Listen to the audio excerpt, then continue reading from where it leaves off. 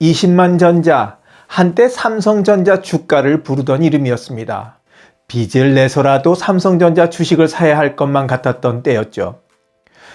지금 생각해보면 언제 이런 때가 있었는지 까마득해 보입니다.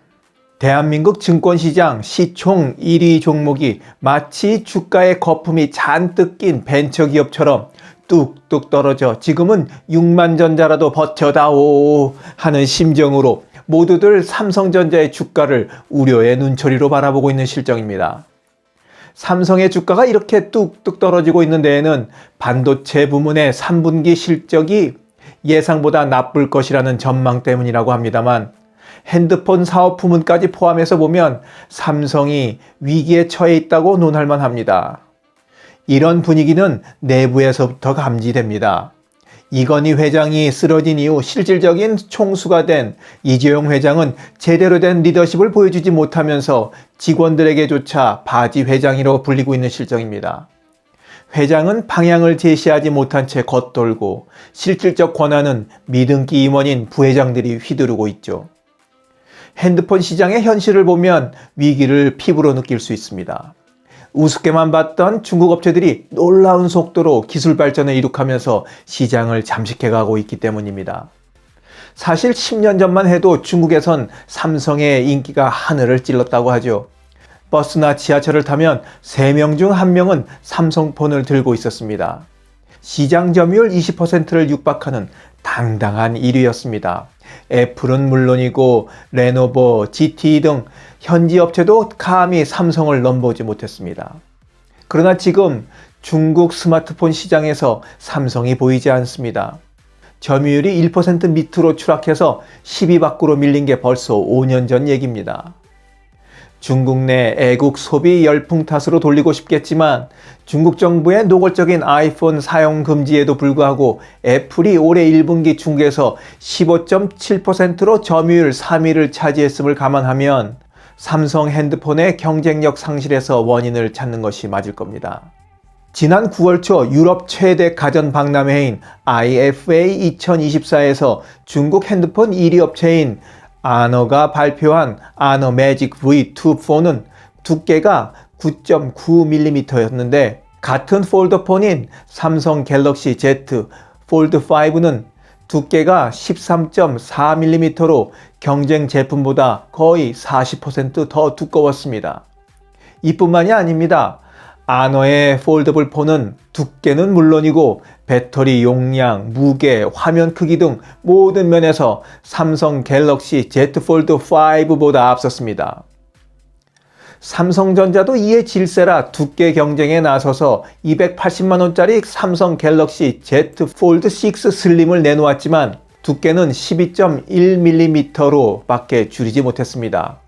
9.9mm인 아너의 제품보다 여전히 두꺼운 거예요. 그러다 보니 아너의 CEO는 너무 무겁고 너무 두껍다. 삼성폰이 오래전 발전했다. 12.1mm로 두께가 얇아지긴 했다고 비아냥거리기까지 했습니다. 잘 나가던 기업이 위기를 맞는 건 무엇보다 위기감이 사라지는 데서 비롯됩니다. 시장의 변화에 민첩하게 대응하기 위해서는 긴장감을 갖고 끊임없이 혁신해야 하는데 1위가 된 다음에 나사가 풀리고 위기감이 옅어지면서 안주하게 됩니다. 외계인을 납치해서 칩을 만드는 것이냐는 말까지 들었던 반도체 제왕 인텔도 올해 2분기 2조 원이 넘는 적자로 56년 역사상 최대 위기를 맞이했습니다.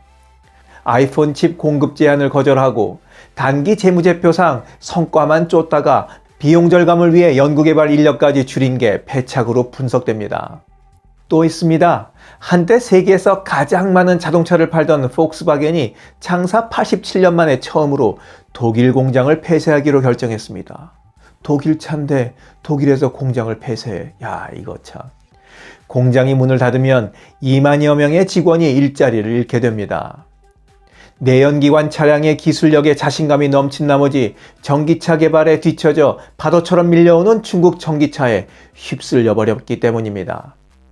삼성전자가 미주, 유럽, 아시아 및 아프리카 전역에 소재한 전 세계 자회사에 근무하는 해외 직원을 최대 30% 감원할 예정이라고 로이터 통신이 발표했습니다.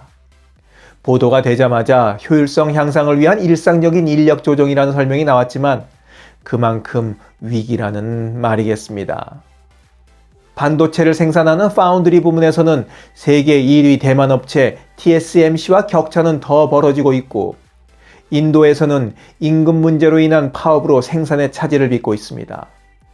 반도체 사업은 이익이 15년 만에 최저치로 떨어진 데 이어 경쟁사들에 비해 회복 속도가 더디고, 프리미엄 스마트폰 시장에서는 애플은 물론 중국폰에게 뒤쫓겨 언제 선두를 빼앗겨도 하나도 이상하지 않을 상황입니다. 사원 사기는 바닥에 떨어졌고, 실력 있는 인재들은 해외 경쟁 기업으로 빠져나가고 있고, 매출은 곤두박질 치고 있으며 경쟁사에서는 놀림거리가 된 삼성전자. 이 위기를 잘 탈출해서 10만 전자, 20만 전자로 쭉쭉 뻗어날 수 있을까요? 아니면 인텔과 폭스바겐의 길을 따라갈까요? 여러분의 생각은 어떻습니까? 지금까지 원더풀 인생 후반전이었습니다. 감사합니다.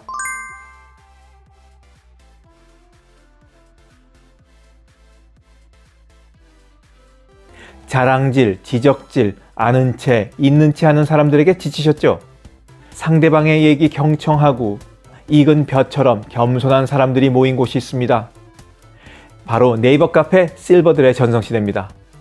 너무 가깝지도 너무 멀지도 않은 친구가 필요하다면 네이버 카페 실버들의 전성시대로 오시면 됩니다. 아래 댓글란 맨 위에 초대글을 올려놓을 테니까 클릭하고 들어오시면 아주 간단하게 회원가입이 됩니다.